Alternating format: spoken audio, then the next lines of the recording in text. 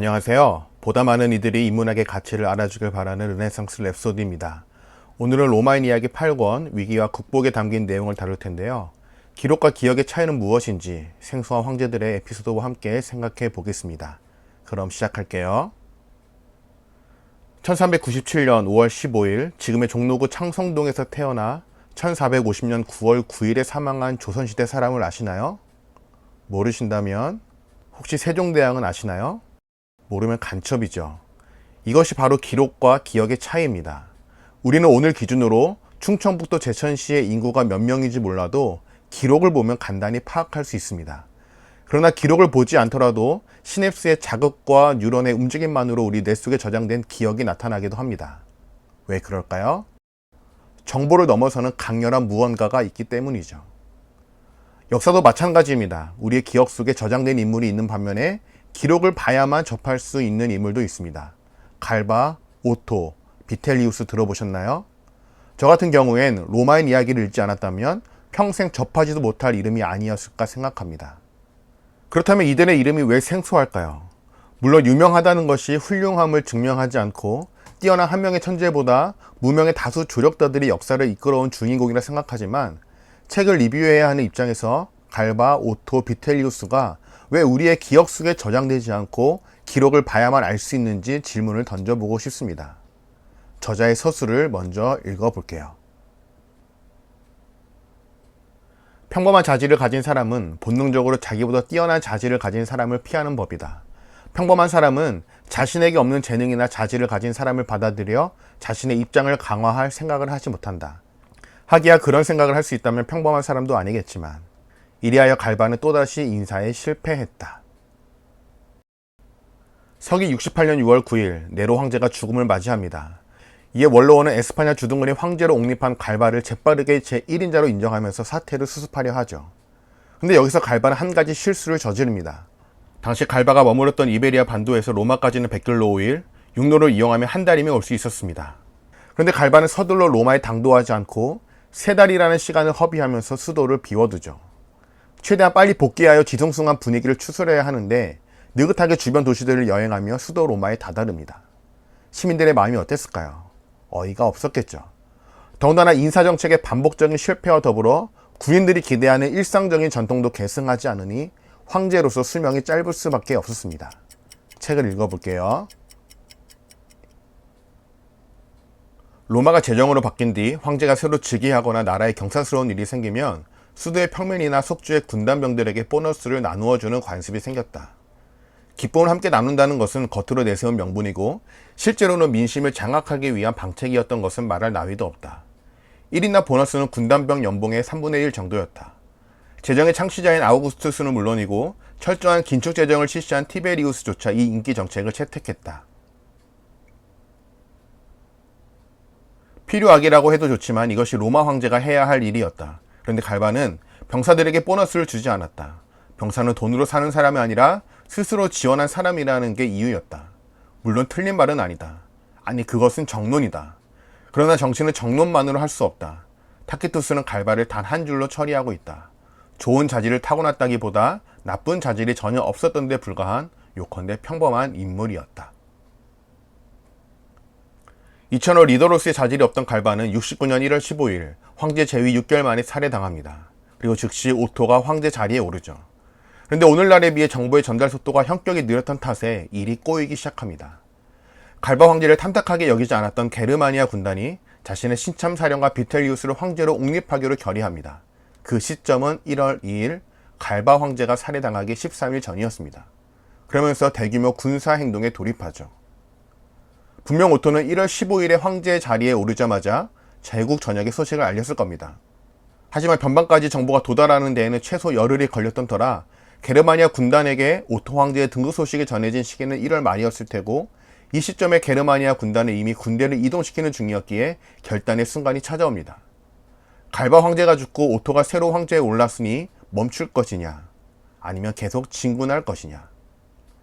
하지만 사령관으로 부임하자마자 낯선 병사들에게 황제로 추대되어 기고만장해진 비텔리우스는 하루라도 빨리 로마의 황제가 되고 싶었습니다. 그리하여 오토와 비텔리우스 간의 내전이 불가피해지죠. 두 진영 간의 전투에 대해 책을 읽어보겠습니다. 제1차 베드리아쿰 전투에서는 양쪽 다 지휘계통이 통일되지 않았다는 공통점을 갖고 있었다. 공격하는 비텔리우스 진영의 경우 카이키나와 발렌스의 두 부대가 합류하긴 했지만 지휘계통은 여전히 카이키나와 발렌스로 양분되어 있다. 둘 다 자기 휘하의 병력을 이끌고 독자적인 행동을 취한다.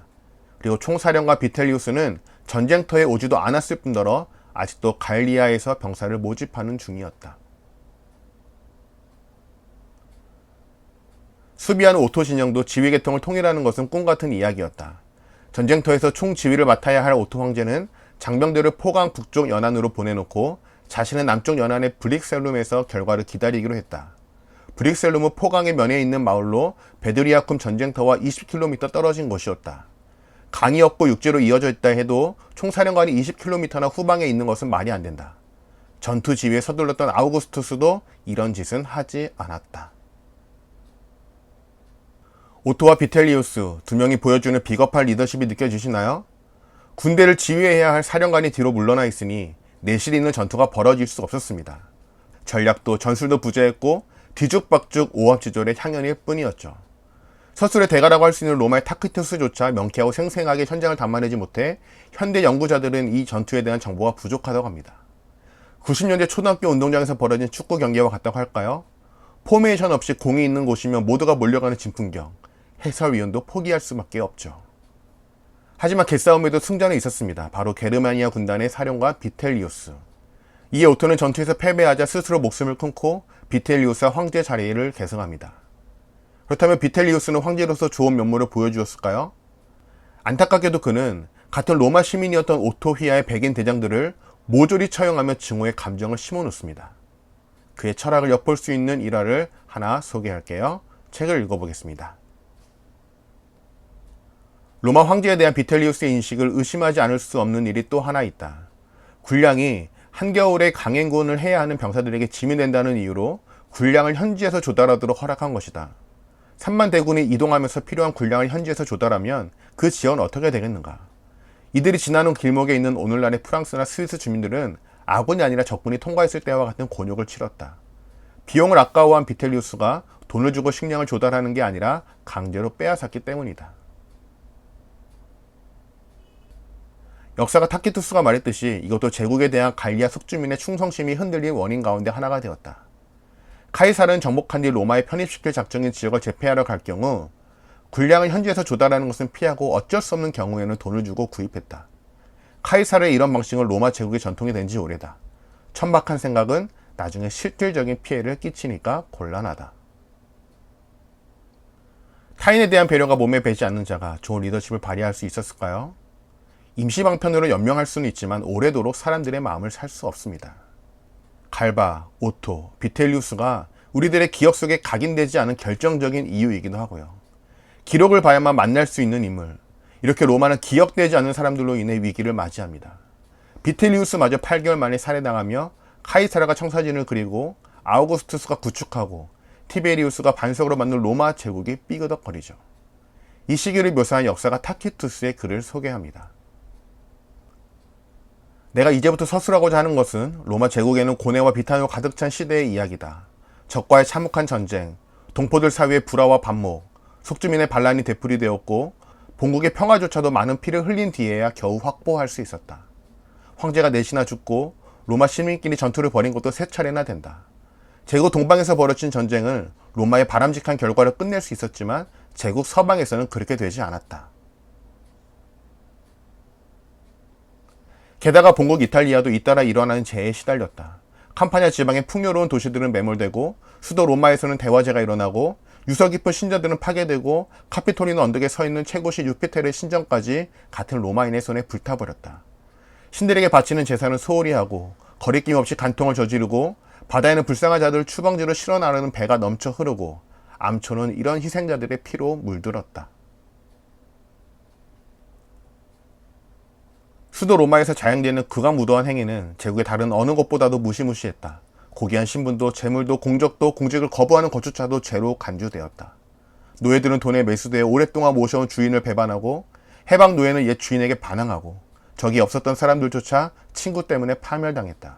사회는 온통 증오와 공포로 가득 찼다.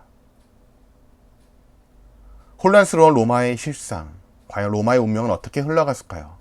이에 대한 이야기는 다음 편에서 다루겠습니다. 오늘은 여기서 마칠게요. 잘 들어주셔서 감사하고요. 구독과 좋아요는 언제나 큰 힘이 됩니다. 모두 좋은 하루 되세요.